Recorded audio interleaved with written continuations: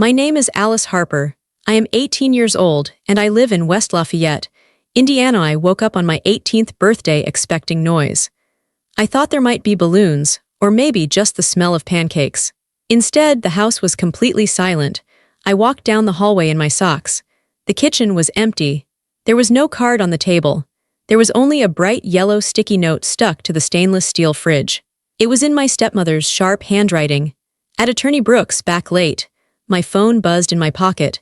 It was a text from my stepsister, Morgan. We're handling something important. Don't wait up. A cold feeling started in my stomach. I walked into my father's home office. On the center of his mahogany desk sat a stack of papers.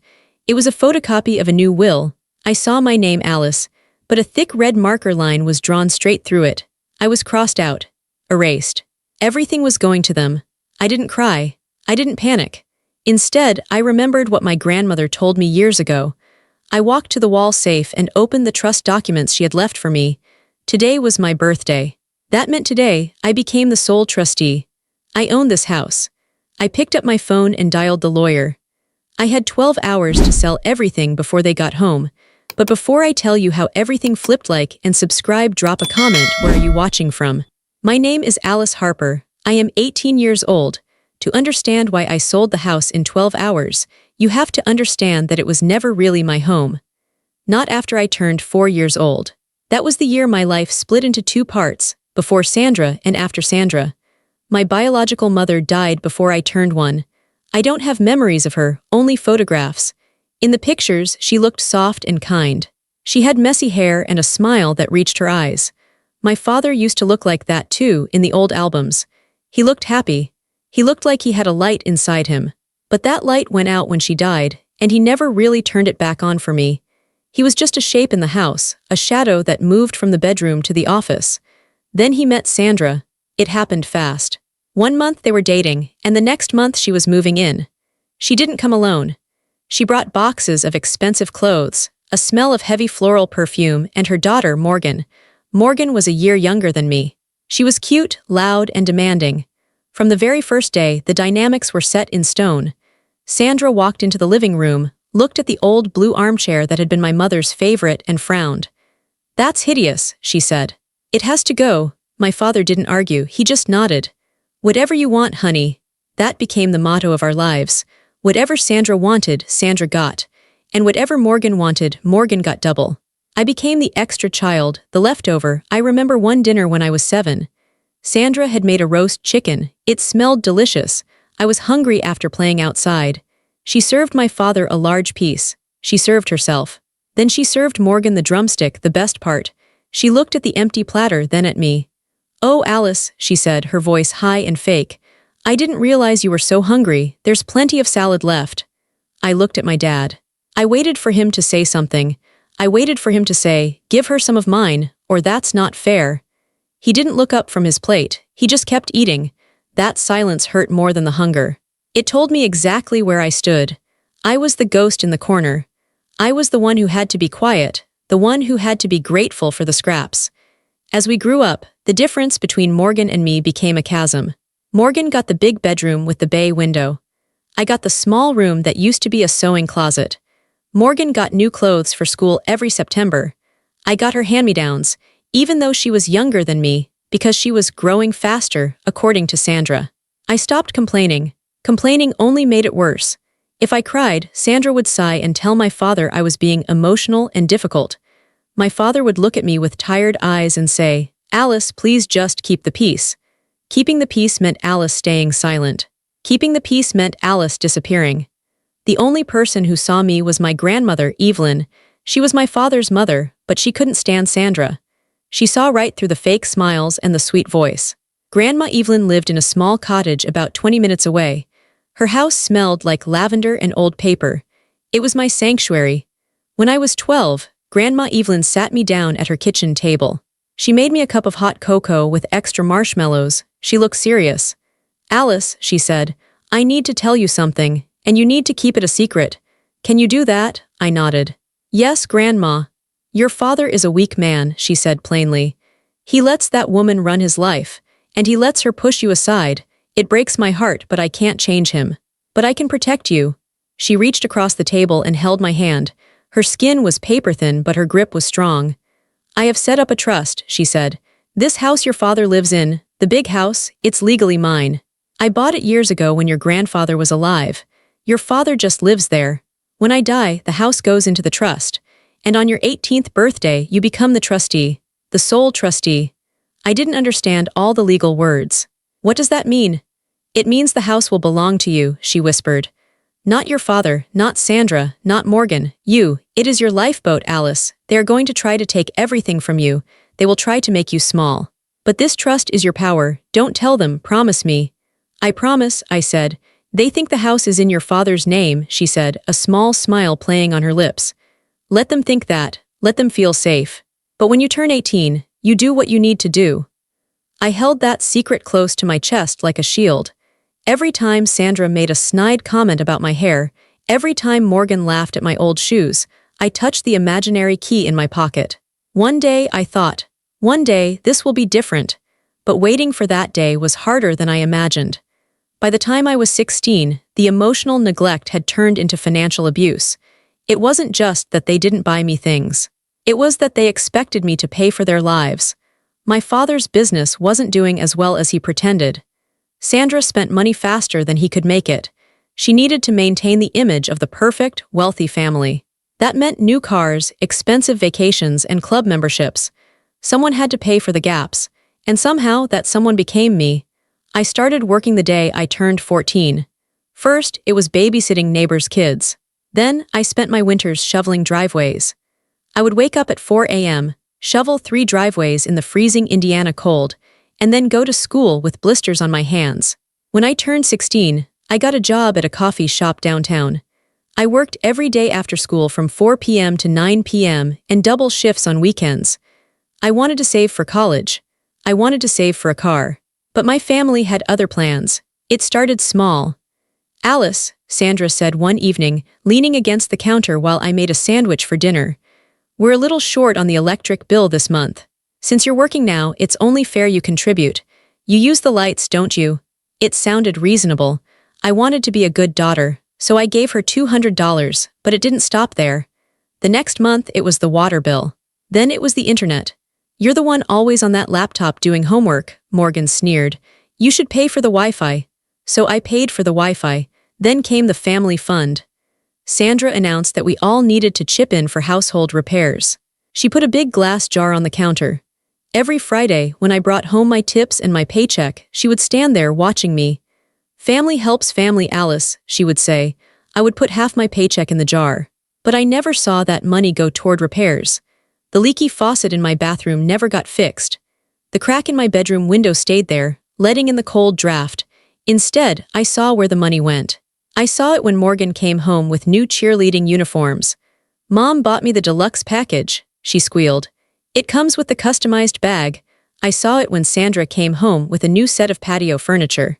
"We needed a refresh for summer," she said, sipping wine on the new lounge chair. I saw it when my father drove up in a leased Lexus. "Business image is everything, Alice," he told me when I stared at the shiny car. "You have to spend money to make money." They were spending my money. I was wearing shoes with holes in the soles. I taped them up with duct tape and colored it with black marker so no one would notice. I skipped lunch at school because I didn't have $5. Meanwhile, Morgan was taking private tennis lessons. Morgan was going to Finding Herself camps in California. Morgan was getting weekly manicures. I felt like a battery they were draining dry. I was the live-in ATM. One night I came home late from the coffee shop. My feet were throbbing. I had burned my hand on the espresso machine. I walked into the kitchen and they were all eating takeout sushi, the expensive kind. There was no plate for me. "Oh," Sandra said, not looking up from her phone. "We figured you ate at work. There's some rice left in the container if you want it." I looked at the table. There was easily $100 worth of food there. That was my entire week's earnings. "Did you use the money from the jar?" I asked. My voice was quiet. Sandra's head snapped up, her eyes narrowed. "Excuse me, the family fund," I said. "Did you use it for sushi?" "Don't you dare take that tone with me," Sandra hissed. "After everything we do for you, we put a roof over your head. We keep you clothed. You are so ungrateful, Alice, just like your mother." My father sat there, dipping a shrimp tempura into soy sauce. He didn't look at me. Dad, I said, he sighed. Alice, don't start an argument. Just go to your room. I went to my room. I sat on my bed in the dark. I didn't eat the cold rice. That night, I stopped putting cash in the jar. I opened a secret online bank account that sent no paper statements. I started hiding my money. I told them my hours got cut. I told them I wasn't getting tips. They got angry. They called me lazy. They called me selfish. I need a new dress for prom. Morgan screamed at me one afternoon. Mom said you would pay for it. I don't have any money, I lied. I had $2,000 in my secret account. You're a liar, Morgan yelled. She pushed me, hard. I stumbled back and hit my shoulder against the wall. Sandra walked in. She saw me holding my shoulder. She saw Morgan red-faced and screaming. Alice, why are you upsetting your sister? Sandra said. She pushed me, I said. Stop playing the victim, Sandra snapped. If you aren't going to contribute to this family, then you don't get the perks of this family. No dinner for you tonight. I didn't care about dinner. I cared about the math. I calculated every dollar they had stolen from me. I kept a notebook hidden under a loose floorboard in my closet. I wrote down dates. I wrote down amounts. I saved receipts I found in the trash. Patio furniture, $1,200. Paid with cash, my cash. Morgan's cheer camp, $800. Dad's golf clubs, $1,500. They thought I was stupid. They thought I was just a quiet, submissive girl who would work until she died to keep them comfortable. They didn't know I was counting. And they didn't know I was waiting. My grandmother's health started to fade when I was 17. It started with small things. She would forget where she put her tea. She would call me by my father's name. But she had moments of crystal clarity. Moments where the fog lifted and she was sharp as a knife. I visited her every Sunday. It was the only time I felt safe. I would brush her hair and tell her about school. I didn't tell her about the money Sandra stole. I didn't want to worry her. One afternoon, about 6 months before my 18th birthday, she grabbed my arm. Her grip was weaker now, her hands trembling. Alice, she rasped. Her eyes were intense. They are waiting. Who, Grandma? Your father, that woman, they are waiting for me to die. A chill went down my spine. Don't say that. It's true, she said. I can see it in their eyes when they visit. They look at the furniture, they look at the silver, they are counting their inheritance. She pulled me closer. Listen to me, the trust, do you remember? I remember, I said. The lawyer is Mr. Brooks, Robert Brooks. He has the papers. When I go, they will think they won. They will think the house goes to your father. He is the next of kin. That is how it usually works. She coughed, a dry, rattling sound. But the deed is already in the trust, she whispered. The trust owns the house. And you own the trust. Do not let them take it, Alice. They will try to guilt you. They will try to scare you. They will tell you that you are a child and you don't understand business. Do not listen. I won't, I promised. You are strong, she said. You are the only strong one in this family. Promise me you will take what is yours. I promise, Grandma. She died 2 months later. The funeral was a performance. Sandra wore a black designer dress that probably cost more than my car. She cried loudly in the front pew, dabbing her eyes with a lace handkerchief. She had hated Grandma Evelyn. She used to call her the old bat when she thought I couldn't hear. But today, she was the grieving daughter-in-law. My father looked numb. He shook hands with people and nodded, but he looked absent. Morgan spent the entire service texting on her phone, hiding the screen behind a hymn book. I didn't cry. Not there. I couldn't share my grief with them. It felt like throwing pearls into the mud. I sat in the back, stiff and silent. I said my goodbyes in my head. After the funeral, the family gathered at our house. Sandra was already planning the renovation. We can finally knock down that wall in the kitchen, she told her friend, holding a glass of wine. And Evelyn's cottage. We can sell that and put in a pool here, or maybe a guest house for Morgan. My stomach twisted. They weren't even waiting for the grass to grow on her grave. And the jewelry, Morgan chimed in. Grandma had those vintage pearls. I want those. I knew where the pearls were. They were in a safety deposit box that only the trustee could access. They belonged to me, but I said nothing. We have to wait for the will reading, my father said, loosening his tie. It's in a few months, on Alice's birthday actually, strange timing. It's just a formality, Sandra dismissed him. You're her only son, it all comes to us. Finally, we can live the way we deserve. She looked at me across the room. I was clearing the plates from the guests. Alice, hurry up with those dishes, she commanded, and then bring more ice. I walked into the kitchen. I gripped the edge of the sink until my knuckles turned white. Let them talk, I thought. Let them plan. They didn't know the house they were standing in, the kitchen they were planning to renovate, the very floor they were walking on. It didn't belong to them. It was a ticking time bomb, and I was holding the detonator. That brings us back to this morning. My 18th birthday. The silence in the house was heavy. I stood in my father's office, staring at the photocopied will on his desk. The red line through my name was violent. It was angry. I leave my entire estate to my son, with the understanding that he will provide for his wife Sandra and daughter Morgan. Alice is excluded from this bequest, as she has shown she is independent and capable of supporting herself. Independent. That was their word for, we don't want to help her. They had rewritten his will. They had manipulated him into cutting me out completely. They thought this piece of paper was the final word.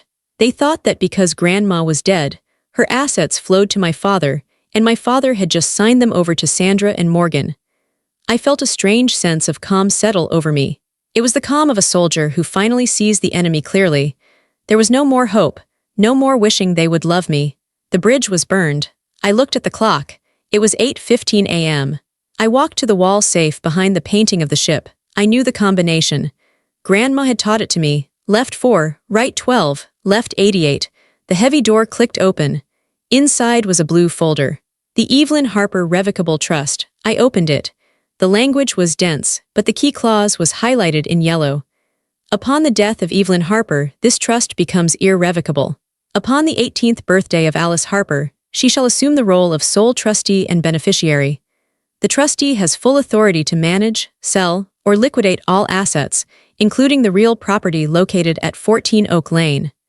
14 Oak Lane. This house, I took the folder. I went to my room, I locked the door. My hands were steady. I picked up my phone and dialed the number for Mr. Brooks. He answered on the second ring. Brooks Law. Mr. Brooks, I said. It's Alice Harper. I'm 18 today. There was a pause, then a warm voice. Happy birthday, Alice. I've been waiting for your call. Your grandmother was very specific. They crossed my name out of Dad's will, I said. They think they own everything. Your father's will is irrelevant regarding the house, Mr. Brooks said sharply. The house never belonged to him. It belonged to the trust. And as of 12:01 a.m. this morning, you are the trust. What do you want to do? I looked around my small room. I looked at the crack in the window. I thought about the family fund. I thought about the red line through my name. I want to sell it, I said. Today, Mr. Brooks sounded surprised. That's very fast, Alice. I need it gone before they come back, I said. They are at your office right now, aren't they? Or they think they are. They have an appointment with my junior associate at 9 a.m. to discuss the will, Mr. Brooks said. I can keep them occupied for a few hours. I can delay them. Do it, I said. I need until noon. I have a client, Mr. Brooks said slowly. An investor. He buys properties for cash. He's been looking for a lot in that neighborhood. He won't pay full market value, but he will pay fast. And he doesn't care about inspections. Call him, I said. Tell him I'll take 20% under market if he can close by noon with a cashier's check. I'm on it, Mr. Brooks said. Alice. Are you sure? I have never been more sure of anything. I hung up. Next, I called a locksmith. I need an emergency rekey. All exterior doors. Can you be here in 20 minutes? I'll pay double. I'm on my way, the locksmith said. Next, I called a moving company. I don't need a full move. I just need a truck to take a few boxes to a storage unit. Immediate service. By 9 a.m., the house was buzzing with activity. The locksmith was drilling out the front door lock. The sound of the drill was the sweetest music I had ever heard. It sounded like freedom. Mr. Brooks called me back at 9:15 a.m. The investor is interested. He knows the property. He's driving over with the paperwork and the check. He can do a wire transfer immediately upon signing. Perfect, I said. I didn't pack much. I didn't want their things. I didn't want the furniture Sandra had bought with my money. I took my clothes. I took the photo album of my real mother. I took the teddy bear Grandma had given me. I took my laptop. I went into the kitchen. I took the glass jar labeled Family Fund. It was empty, of course. I left it on the counter, upside down. I went to the family computer in the den. I logged into my bank account, the one they knew about, and printed the transaction history. I highlighted every transfer to Sandra, every withdrawal for Morgan. I taped the pages to the refrigerator right next to Sandra's sticky note. At Attorney Brooks, back late. I took a black marker and wrote underneath it, House sold, get out. The investor arrived at 10:30 a.m. He was a short man in a suit. He walked through the house quickly. Good bones, he said. I'm going to tear it down and build 2 modern units. Does that bother you? Not at all, I said. Tear it down. We sat at the dining room table, the table where I was never allowed to speak. I signed the deed. My signature looked strong. Alice Harper, trustee, he made a call. Transfer the funds. 5 minutes later, my phone pinged. A notification from my secret bank account. The number was huge. It was more zeros than I had ever seen. It was done. The house was no longer ours, it was his. When do you need possession? I asked. I'm sending a demo crew tomorrow, he said. But the house is legally mine now. You have the right to secure it. I'm changing the locks, I said. My former tenants will be returning soon. They might be difficult. The investor handed me a card. If they cause trouble, call the police, it's trespassing. I nodded. I walked the investor to the door. The locksmith handed me the new keys. 4 shiny silver keys. I put one in my pocket. I locked the front door. The bolt slid home with a heavy, final thunk. It was 11:45 a.m. I sat on the front porch swing. I had my backpack next to me. The moving truck had already taken my few boxes to storage. I waited. The street was quiet. The sun was shining. It was a beautiful day. Then, at 12:15 p.m., I saw the Lexus turn the corner. My heart hammered against my ribs, but I forced myself to breathe. In, out, I wasn't the victim anymore. I was the owner, and they were just visitors who had overstayed their welcome. The car pulled into the driveway. Sandra was driving. She looked annoyed. My father looked confused. Morgan was in the back seat, wearing sunglasses. They got out of the car. Sandra saw me sitting on the porch swing. Alice, she yelled, marching up the walk. Why is the door locked? My key isn't working. She jammed her key into the lock again. It didn't turn. She rattled the handle. She looked at me furious. What did you do? She screamed. Open this door right now. We have had a terrible morning. Mr. Brooks wasn't even there. I stayed seated. I rocked back and forth gently on the swing. I know, I said calmly. I asked him to keep you busy. What? My father stepped forward. Alice, what is going on? Open the door. I can't, I said. Why not? Morgan whined, stepping out of the car. I need to use the bathroom. I looked at them. I looked at the people who had erased me. I can't open the door, I said, my voice steady and clear, because it's not my house anymore, and it's certainly not yours. I sold it, I said. The silence that followed was louder than any scream. The moment I hung up the phone with Mr. Brooks, the silence in the house changed. Before, the silence had felt heavy and oppressive, like it was waiting to crush me. Now, it felt like a blank canvas. It felt like holding a breath before a scream. I stood in the center of my father's home office. I looked at the mahogany desk where he had signed the papers to erase me. I looked at the leather chair where he sat and drank scotch while I scrubbed the floors. I looked at the bookshelves filled with books he never read, bought only to make him look smart. I felt a strange vibration in my hands. It wasn't fear. It was adrenaline. It was the feeling of an engine starting up after sitting cold for years. I had work to do. I walked out of the office and went straight to my bedroom. I didn't run. I walked with a purpose. I walked like I owned the floorboards beneath my feet, because for the next few hours I did. My room was small. It was the smallest room in the house, originally intended for sewing or storage. The walls were painted a dull beige because Sandra said paint was too expensive to waste on a room nobody sees. I pulled my old duffel bag from under the bed. It was dusty. I unzipped it, and the sound was loud in the quiet house. I started packing, but I didn't pack everything. I only packed the things that were truly mine. I packed the Purdue sweatshirt I had bought with my own money from the thrift store. I packed the 3 pairs of jeans that fit me. I packed my worn-out sneakers. I packed my laptop, which I had bought refurbished from a pawn shop 2 years ago. Then I went to the closet. I looked at the clothes hanging there. Most of them were old shirts of Morgan's that she had stained or stretched out. Sandra called them hand-me-downs, but they were really just trash she was too lazy to throw away. I left them. I left every single piece of clothing they had given me. I didn't want their fabric touching my skin anymore. I went to the bottom drawer of my nightstand. This was where I kept the things that mattered. I took out the wooden box Grandma Evelyn had given me for my 10th birthday. Inside was a stack of letters she had written to me over the years. To Alice, for when you need courage. To Alice, for when you feel alone. I put the letters in my backpack. I treated them like they were made of glass. I took out the photo album. It was small, just a cheap plastic thing, but it held the only evidence that my biological mother had existed. There was a picture of her holding me in the hospital. She looked tired but so happy. There was a picture of her pushing me on a swing. I put the album in the backpack next to the letters. Then I saw the teddy bear. His name was Barnaby. He was missing one eye and his fur was matted, but he was the only thing I had hugged for 10 years. I picked him up. I squeezed him once hard. "We're leaving, Barnaby," I whispered. I put him in the bag, that was it. That was my whole life. It fit into one duffel bag and one backpack. 18 years of existence, and this was all I had to show for it. It made me angry, but it also made me feel light. I wasn't leaving anything behind because there was nothing here for me to miss. My phone rang. It was the locksmith. "I'm outside," he said. I walked to the front door. A white van was pulled up in the driveway. A large man in blue coveralls was standing there holding a toolbox. "You Alice?" he asked.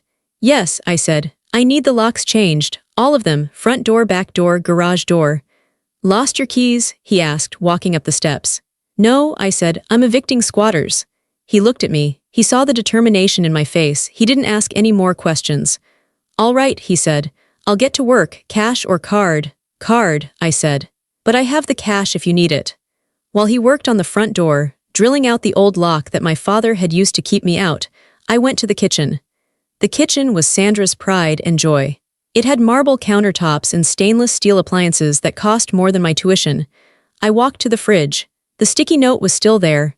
"At Attorney Brooks, back late." I looked at it. I hated that handwriting. It was spiky and aggressive. I went to the family fund jar sitting on the counter. It was a large glass mason jar with a ribbon tied around it. Sandra had put it there 3 years ago.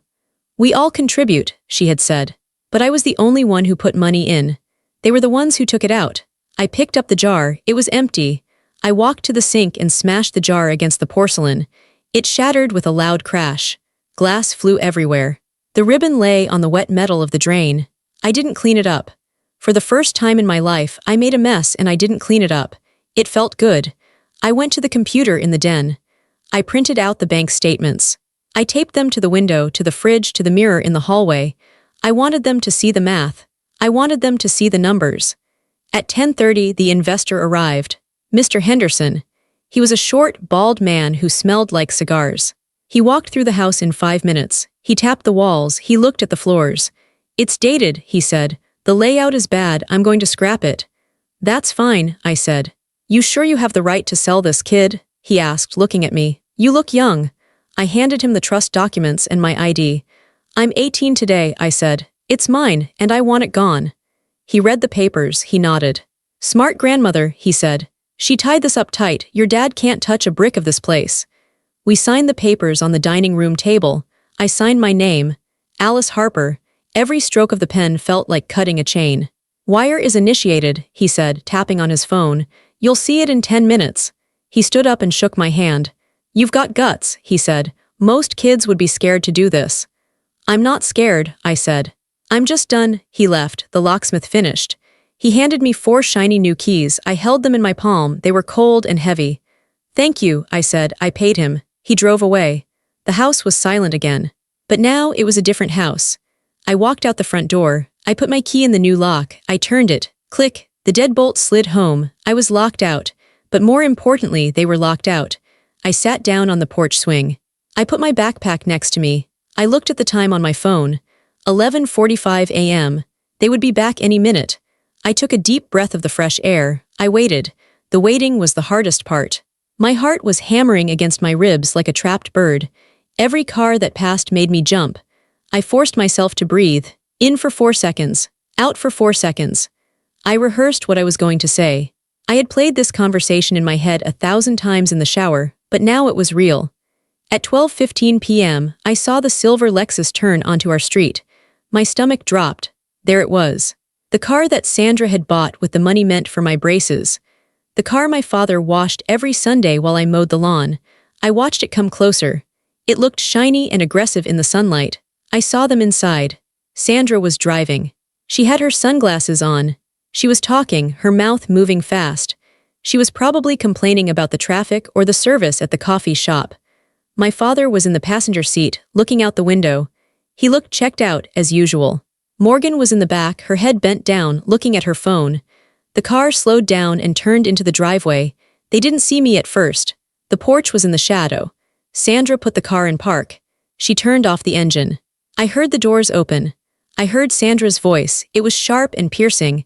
And the nerve of that receptionist, telling me Mr. Brooks was unavailable. We had an appointment. Maybe we got the date wrong, my father mumbled, stepping out of the car. I don't get dates wrong, David, Sandra snapped. You're the one who forgets things, just get the bags. They walked up the driveway. Sandra was holding a shopping bag from a high-end boutique. Morgan was holding a Starbucks cup. They walked right past the for sale sign the investor had stuck in the lawn. They didn't even notice it. They were so wrapped up in their own world, they didn't see the ground shifting beneath their feet. Then, Sandra looked up. She saw me sitting on the swing. She stopped, her heels clicked on the pavement. Alice, she said, her voice was annoyed. What are you doing sitting out here? Why aren't you inside cleaning the kitchen? I told you to mop the floors before we got back. I didn't stand up, I just looked at her. I'm not cleaning the floors, Sandra, I said. I don't live here. She rolled her eyes. She walked up the steps to the front door. Don't start with your drama today, she said. I have a headache, just move out of the way. She reached for the door handle. She expected it to open. She turned it. It was locked. She frowned. She dug into her purse and pulled out her key ring. It was heavy with keychains, a fluffy pink ball, a miniature Eiffel Tower. She shoved her key into the lock. It didn't turn. She jiggled it. She pulled it out and jammed it in again. What the hell? She muttered. David, the key isn't working. My father walked up the steps carrying the boutique bag. Let me try, he said. He tried his key. It didn't work either. That's strange, he said. It feels like the wrong key. It's not the wrong key, Sandra yelled. It's the key I've used for 15 years. She turned to me. Her face was turning red. Alice, did you lock the deadbolt from the inside? How did you get out here? I stood up slowly. I picked up my backpack. The key doesn't work, I said, my voice calm and steady, because I changed the locks. They stared at me. Morgan looked up from her phone. What? I changed the locks, I repeated. About an hour ago. Why would you do that? My father asked, looking confused. Alice, that's very inconvenient. We need to get inside. You can't get inside, I said. Because it's not your house. Sandra laughed. It was a cruel, mocking sound. Oh, here we go, she said. Is this some kind of teenage rebellion? Did you read something online about taking back your power? Open the door, Alice, before I ground you for a month. You can't ground me, I said. I'm 18, and I'm the owner of this property. You're delusional, Sandra spat. David, do something. She's lost her mind. My father stepped toward me. He looked angry now. Alice, give me the new key, he demanded.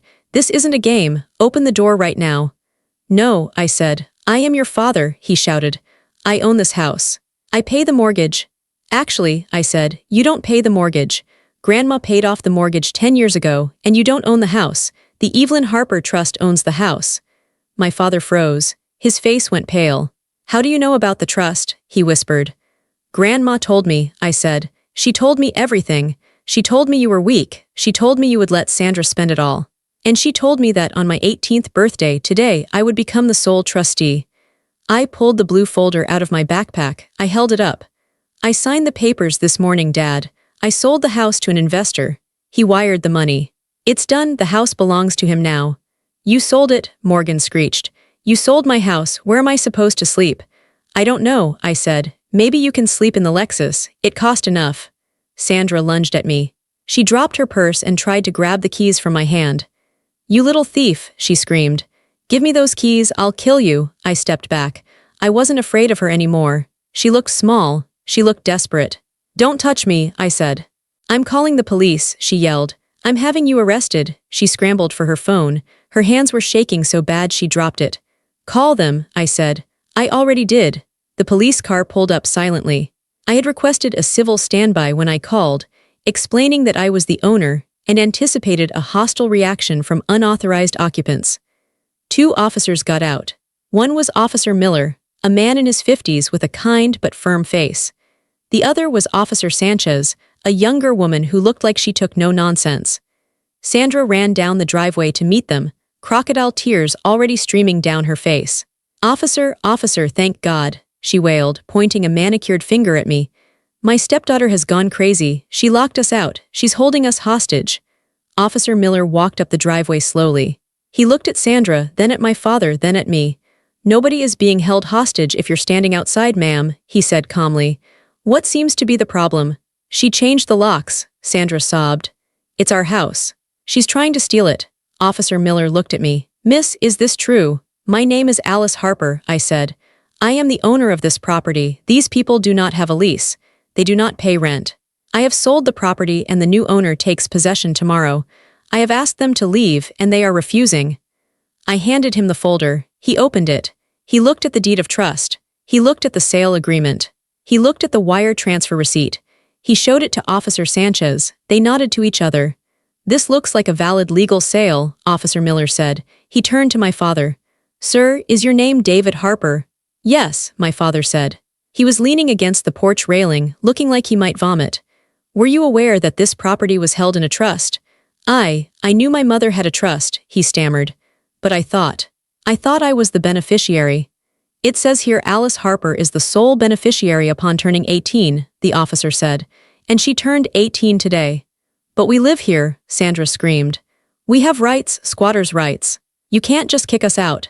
"Actually," Officer Sanchez said, stepping forward, "since there is no lease agreement, and the owner has formally trespassed you, you are technically intruders.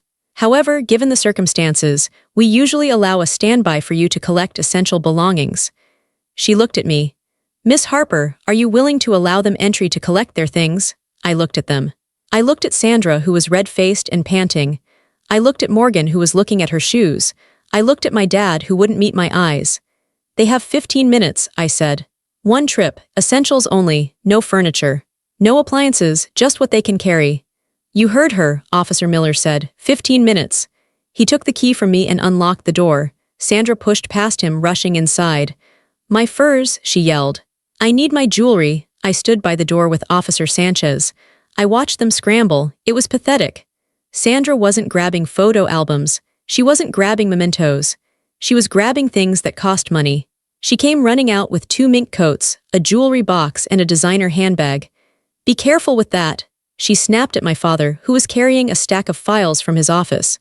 Morgan ran into her room. I heard her screaming. "Where is my iPad? Where are my boots?" She came out carrying an armful of clothes, tripping over a pair of high heels.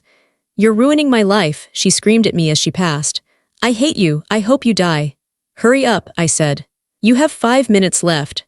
My father came out last. He was holding a small box. I saw what was inside. It was his watch collection. He stopped in front of me. "Alice," he said, "please, where are we going to go?" "We don't have any cash." Sandra spent the last of the savings on the renovation deposit.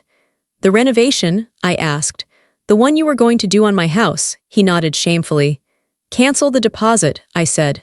"Maybe you can get it back. Use it for a motel." "Alice, I'm your father," he pleaded. "Doesn't that mean anything to you?" "It meant everything to me," I said, my voice cracking for the first time. "It meant everything when I was 10 and hungry. It meant everything when I was 14 and shoveling snow to pay for your electric bill. It meant everything when you let them treat me like a servant." I looked him in the eye. "But it didn't mean anything to you. You chose them.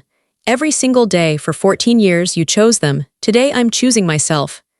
"Time's up," Officer Miller said. My father walked out. He looked broken. I followed them to the driveway. They shoved their things into the Lexus. It was overflowing. A fur coat was sticking out of the window. Sandra was sobbing hysterically now. "My china, my crystal. It's all in there." "It belongs to the demolition crew now," I said. They got into the car. My father started the engine. He didn't look back. They drove away. I stood there on the driveway. The officers stood with me. "You okay, miss?" Officer Miller asked. "Yes," I said. "I think I am." "You did the hard part," he said. "Good luck." They got in their cruiser and left. I was alone. The house was empty. The driveway was empty. I looked at the house one last time. It was just a shell. It had never been a home. I turned my back on it. I picked up my backpack. I started walking. I didn't look back. I walked to the bus station. It took me 40 minutes, but I needed the walk. I needed to feel my legs moving, taking me away from that street, away from that town. I bought a ticket to West Lafayette. I had been accepted to Purdue University months ago, but I had hidden the acceptance letter under my mattress. Sandra had told me I wasn't smart enough for college. She said I should go to trade school or just keep working at the coffee shop to support the family. I sat on the bus. I watched the cornfields of Indiana roll by. They were brown and dry, waiting for winter. I checked my bank account on my phone. The number was real. The wire transfer from the investor sat there, a string of digits that meant safety. I wasn't rich in the way Sandra wanted to be rich. I couldn't buy a yacht. But I could pay for tuition. I could pay for an apartment. I could buy food. For the first time in my life, I was safe. When I got to West Lafayette, I found a cheap motel. I stayed there for 3 days while I looked for an apartment. I found a small one-bedroom on the second floor of an old brick building. It had hardwood floors and big windows. It smelled like floor wax and old books. The landlord, a nice man named Mr. Henderson, funny, the same name as the investor, asked for a deposit. I wrote him a check. My hand didn't shake. I moved in on a Tuesday. I had nothing, no bed, no table, no chair. I went to a mattress store and bought a twin bed. I ordered it to be delivered. That first night, I slept on the floor in my sleeping bag. It was the best sleep of my life.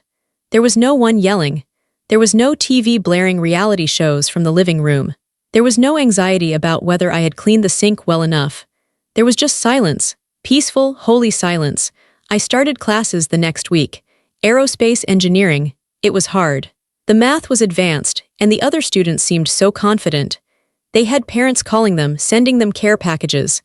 I had no one calling me. I had blocked their numbers. But sometimes, late at night, I would see blocked notifications. Voicemail from Dad, voicemail from Sandra. I never listened to them. I deleted them instantly.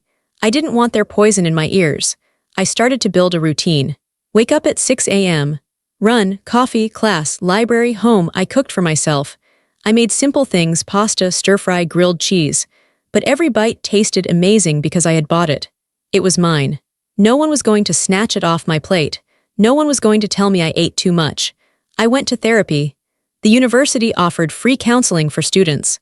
My therapist was a woman named Dr. Eris. She was small and soft-spoken. "You have a lot of trauma," she told me after I described my childhood.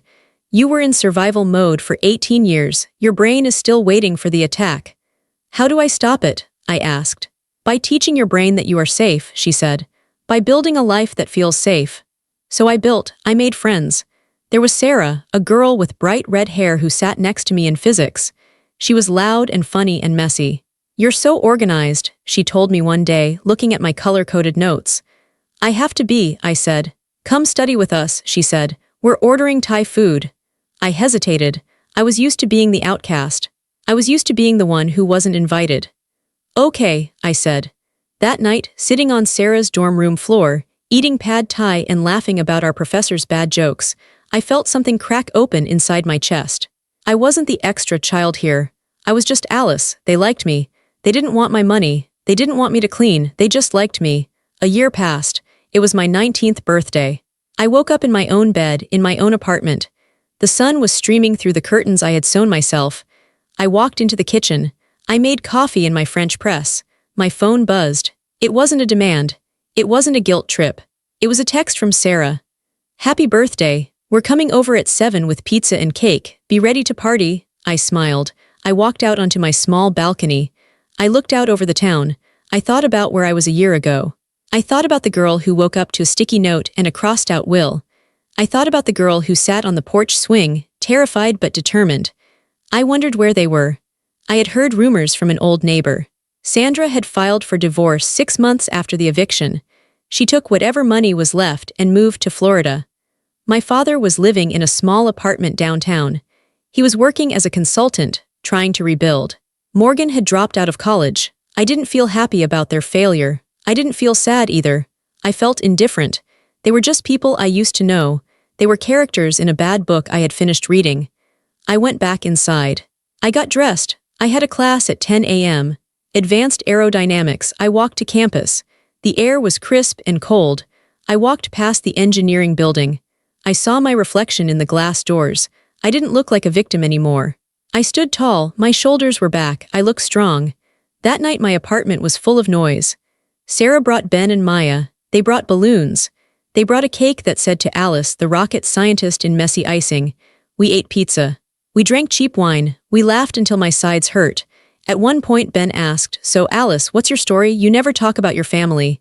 The room went quiet. Sarah kicked him under the table. It's okay, I said. I looked at them. My chosen family. My family is right here, I said. I don't talk about my biological relatives because they aren't part of my life.